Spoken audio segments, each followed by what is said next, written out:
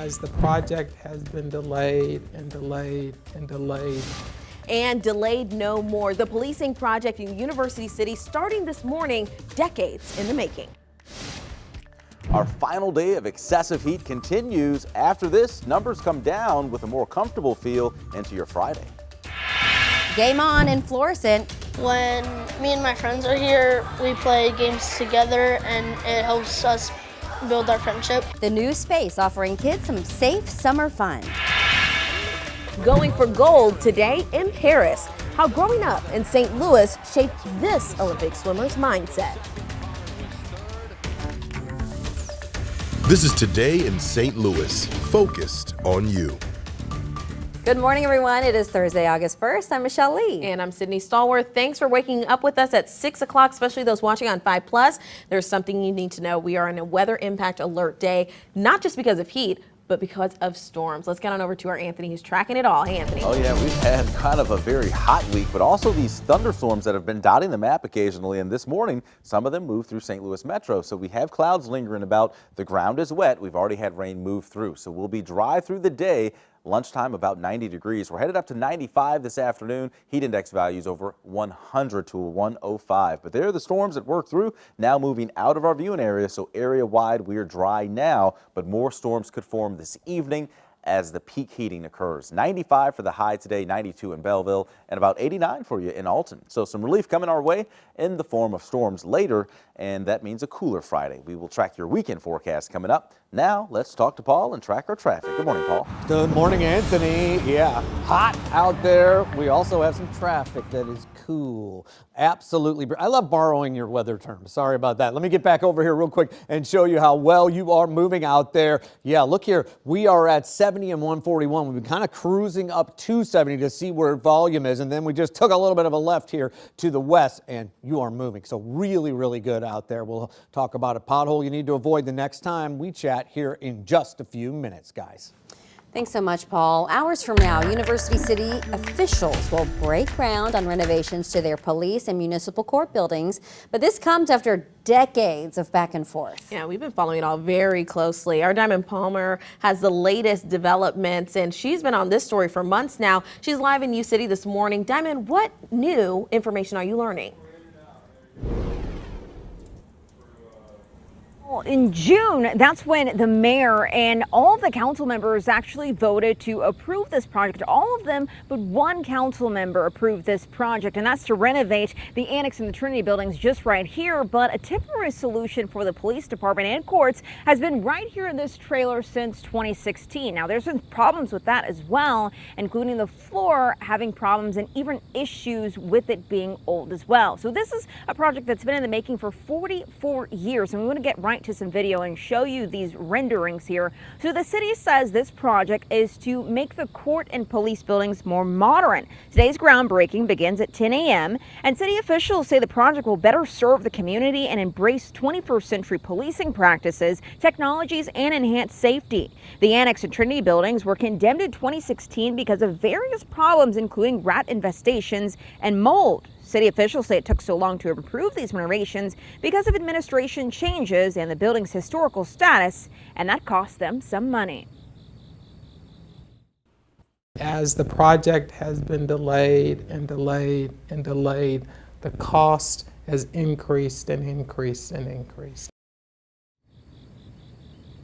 So city officials you just heard from, that was the city manager, tell me that this project has cost about $27 million and it won't be complete until 2026. But coming up in the next half hour, we're going to talk more about the legal challenges that this project is facing and how that matters to you. Reporting live here in University City, Diamond Palmer, 5 on your side. Thanks so much, Diamond. We're taking a live look now at the Missouri State Capitol in Jeff City, where this morning at 11:30, Governor Mike Parson and Attorney General Andrew Bailey will detail Missouri's plan to deal with Delta 8. Today in St. Louis has actually been reporting on the dangers of Delta 8 now, and just this week we even showed you how police chiefs and people in the cannabis industry are pushing lawmakers for regulations. Our 5 on your side coverage is leading to change. Just a few days ago, Valley Park and Chesterfield brought up bills to ban Delta 8 products in stores. Now, for more coverage on proposed Delta 8 regulations, you can head to this story under that TISL section, Today in St. Louis section of KSDK.com. All right, time to talk Paris. This morning, tune in to 5 on Your Side to see the Olympics' first round of men's golf, and Simone Biles and the Golden Girls compete for the all-around gold. And 2 of our local Olympians will compete this afternoon. Nafisa Collier and women's basketball takes on Belgium, and Alex Shackle will swim in the women's 200-meter butterfly finals. Rennie in Paris is sponsored by Mercy. Your life is our life's work. Rennie still hasn't joined us on a scooter, but Oh, he yeah, is we're waiting in on Paris. that. Now, Rennie, you did speak with St. Louis. I could use a scooter. Oh, I bet, yeah, I yeah, bet. yeah. And a beret, too. You did speak with St. Louis's own Alex Shackle just minutes after she qualified for the finals. Rennie, what was that like?